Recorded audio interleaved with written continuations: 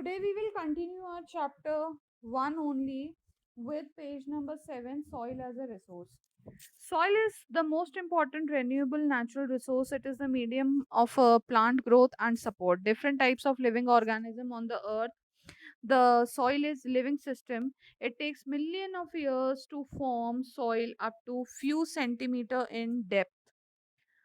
Relief, parent rock or bedrock, climate, vegetation, and other forms of life and time are important factors in the formation of soil. सबसे पहली बात तो हमें ये पता होनी चाहिए कि ये हमारा सबसे ज़्यादा इम्पॉर्टेंट रेन्यूएबल नेचुरल रिसोर्स है, ठीक है, जो कि अपने आप को रेन्यू करता है. तो soil is a renewable resource. Point number 1, when we talk about characteristics of soil, then we say that soil is a renewable natural resource. इसमें different types of plant grow करते हैं और लाइफ एग्जिस्ट करती है, ठीक है. हमारी खुद की लाइफ भी सॉइल बिना इनकम्प्लीट है. एंड सॉइल नहीं होगा तो हम लोग वेजिटेशन किस पे करेंगे, ठीक है. अब सेकंड पॉइंट हो गया the soil is a living system. Third point हो गया कि relief, parent rock, bed rock, climate, और ये सब मिल करके क्या बनाते हैं, इसके फैक्टर्स सॉइल को फॉर्मेट करने में. Various forces of nature such as change in temperature, action, running water, wind, glaciers, activities, decomposer, etc. contribute the formation of soil. So these are also the factors which contribute in formation of the soil. Chemical organic changes which take place in the soil are equally important. अब जाहिर सी बात है, देखो कि इनमें ये जो chemical और फिजिकल चेंजेस होते हैं ये भी बहुत ज़्यादा इम्पॉर्टेंट होते हैं. Soil also consist of organic, humus और इनऑर्गेनिक मटेरियल्स, जो कि आपको फिगर 1.5 में दिख जाएगा. यहाँ पे ये जो डायग्राम है नीचे, soil profile, topsoil, the upper soil layer, subsoil, weathered rock, sand and silt clay, substratum weather. अगर आपने मकान का जब कंस्ट्रक्शन स्टार्ट होता है ना, तो आप देखोगे कि हम लोग ज्यादा से ज्यादा हम लोग जमीन को कितना फुट गहरा खोदते हैं, बताइए.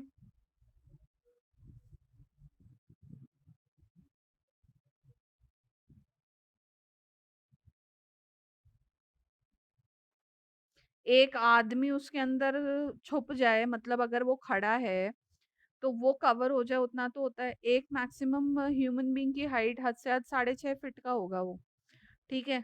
6 फीट टॉल होता है मैक्सिमम. मैं 5 इंचेस और आप लोगों को एक्स्ट्रा बता रही हूँ. अपन 10 फीट मान लेते हैं, ठीक है. 10 फीट या 12 फीट अपन उसको डग करते हैं अर्थ को. उसके अंदर हम लोग पत्थर वगैरह डालते हैं और उसके बाद नींव को भरते हैं. तो while digging the earth we find a quality of soil. Our top surface जो सॉइल मौजूद होती है दैट इज बिट ड्राई, है ना, ड्राई रहती है एक्चुअली. और जब हम नीचे जाते जाते हैं तो मॉइस्ट सॉइल निकलती है, वेट सॉइल निकलती है ना, गीली मिट्टी जो होती है ना, पौधों के लिए वही उपयुक्त मानी जाती है ना, कि भाई हम लोग ग्रो उसके अंदर करेंगे, है ना बच्चे. आगे देखिए, उसको और ज्यादा अगर हम डग इन करेंगे तो और ज्यादा अलग क्वालिटी की सॉइल आपको देखने को मिलेगी.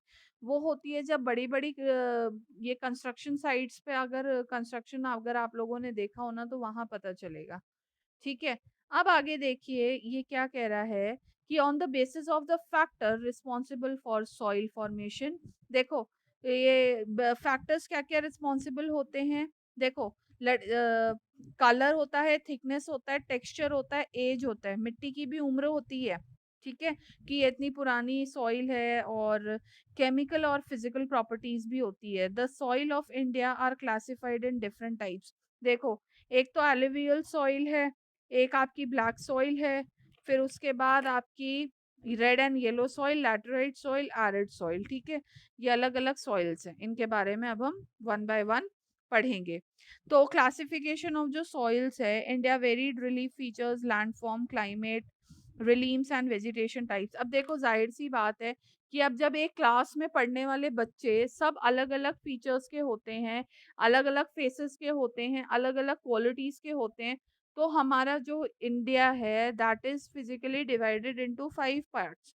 ओके, माउंटेन है, प्लेन्स है, डेजर्ट है, फिर माउंटेन एंड फॉरेस्ट दोनों हैं, एंड फिर आप डेक्कन प्लाट्यू में चले जाओ तो वहां पर आपको रीजन अलग मिल जाता है।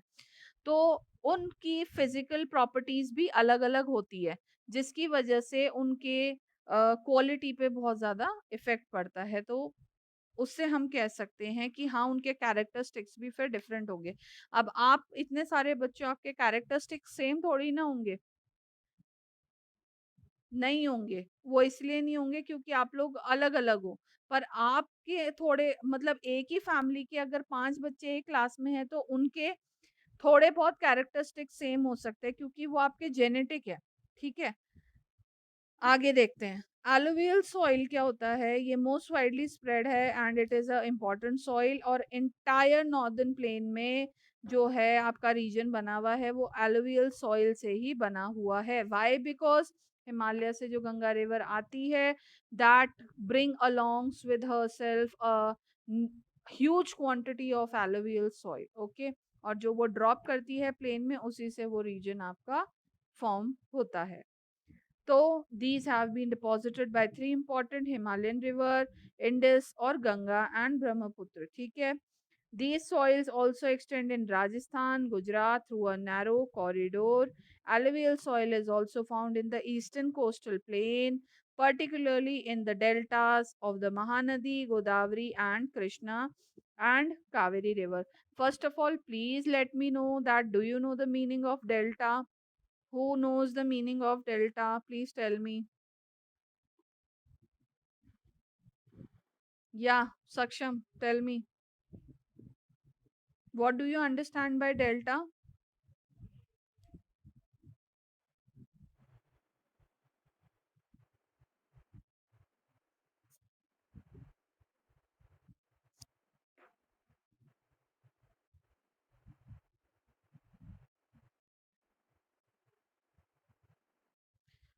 That path, nahi, that triangular portion you are telling wrong. Not a triangular portion. Actually, the thing is ki while flowing, when river uh, goes to its end, okay, and before flowing into the ocean, yeah, before merging into the ocean, at that point the river gets divided. That point is correct, that the river divides into numerous what do we say, that streams. Basically नदी अपने आप को divide कर लेती है अलग अलग, मतलब डेल्टा रीजन में जब वो जाती है इट गेट्स डिवाइडेड, और समुद्र में मिलने से पहले इट गेट्स डिवाइडेड, और उस पर्टिकुलर जगह को हम लोग डेल्टा बोलते हैं। एंड सुंदरबन डेल्टा जो है हमारे देश का that is the most fertile delta of the country. ठीक है? वाई? बिकॉज गंगा सबसे ज्यादा फर्टाइल रिवर मानी जाती है। वाई? बिकॉज इंडस और ब्रह्मपुत्र रिवर के भी कंटेंट उसके अंदर होते हैं, जब मर्ज होती हैं तो सारा पानी एक हो जाता है। ठीक है? अब आगे देखिए, alluvial soil consists of various proportion of sand, silt and clay. As we move inland towards the river valley, soil particles appear somewhat bigger in size. In the upper reaches of the river valley, that is near the place of the break of slope, the soils are coarse. Such soils are more common in Piedmont plains such as Diours, Chios और ये तेराई। तेराई वाला region basically जहाँ पर नदी क्या करेगी कि अगर हम लोग और अंदर अंदर जाते जाएंगे ना, तो आपको ये जो फर्टाइल रीजन है, बेसिकली तेराई रीजन क्या होता है जहाँ पर नदी का पानी क्या है, एक जगह थोड़ा सा ठहराव में इकट्ठा हो जाता है, और वहां पर वो क्या बनाते हैं, थोड़े से स्वैम्पी सा रीजन, दलदली सा रीजन बना देते हैं। Apart from the size of their grains and component, soil are also described on the basis of their age. Yes, apart from the size, अच्छा ये मैंने बता दिया तेरा ही वाला। Apart from size of their grains or components, soils are also described on the basis of their age. According to their age, alluvial soil can be classified into old and new alluvial, जिसको पुरानी soil alluvial को तो बांगर कहते हैं और नई वाली को खादर कहते हैं। और जो बांगर सॉइल होती है उसमें बहुत ज़्यादा कंकर नोड्यूल्स देन खादर, मतलब जो ओल्ड एलुवियल है उसमें आपको पुराने पत्थर वगैरह नदी द्वारा लाए गए वो बहुत ज़्यादा मिल जाएंगे और खादर में कम मिलेंगे। It has more fine particles and is more fertile than बांगर। जो खादर रीजन होगा वो ज़्यादा फर्टाइल होगा rather देन बांगर region. Alluvial soil as whole are very fertile, ये बहुत ज़्यादा फर्टाइल होते हैं। And mostly these soil contain adequate portion of potash, phosphoric acid and lime, which are ideal growth for sugarcane, paddy wheat and other cereals and pulses crop। हमें ये पता है कि नॉर्दर्न प्लेन में सबसे ज़्यादा एग्रीकल्चर होता है एंड जो मिट्टी की क्वालिटी इन पर्टिकुलर हमारे क्या नाम है एग्रीकल्चरल क्रॉप्स के लिए ज़रूरी होती है, तो वहीं पर ही ये सब चीज़ें बहुत ज़्यादा उगाई जाती है। Due to its high fertility reason of alluvial soil are intensively cultivated and densely populated. Soils are in the drier areas are more alkaline, मतलब कि जो ड्राई रीजन में बेटा मिट्टी होगी ना दैट वुड बी बहुत ज़्यादा खारी अल्कलाइन होगी, और जो can be productive after proper treatment and irrigation, मतलब उसको ट्रीट करके ही फिर बाद में हम खेती के प्रयोग में ला सकते हैं। ठीक है, इसको आज हम अभी फिलहाल के लिए